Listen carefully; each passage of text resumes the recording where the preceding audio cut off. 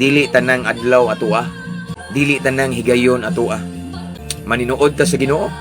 Dili na nato duwan-duwaan ang pagpangalagad sa Ginoo igsoon. Nindot kay ning magpagamit ta sa Ginoo nya maabtan tay nagbalik sa Ginoo. Sigurado na gyud tay kalalagyan. Dili ba day pwede igsoon nga mag-eskwela ka nga sabayan nimo og pagpagamit sa Ginoo. Dili day pwede igsoon ako na ning gibalik-balik nga manrabaho ka nga sabayan mo paggamit sa Ginoo. Dili day pwede nga magnegosyo ka at the same time mo sabay kag paggamit sa Ginoo. Amen. Kanus-a man ta mo respond sa tawag sa Ginoo. Kanus-a man ta mo si yes sa calling ni Lord nga sige lang tag unya-unya. Kanus-a man nato seryosohon ang Ginoo sa pagpangalagad, no?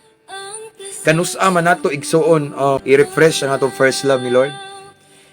Ikaw mismo nga naminaw karon igsoon kay bawo ka og ningkang-aba ka sa Ginoo tungod sa imong pag-eskwela, tungod sa imong uyab, tungod sa imong pagtrabaho o negosyo. Ikaw mismo kay bawo kung unsa imong status karon sa Ginoo.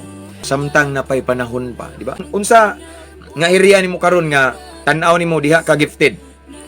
Let's go. Pagamit as Ginoo igsoon. Unaha si Lord igsoon. Magkinaunsa man ang kalibutan mga igsoon. Lahi ning nakas kiliran sa Ginoo. Igsoon himo ang top priority ang tawag ni Lord. Uban ta pagamit as Ginoo.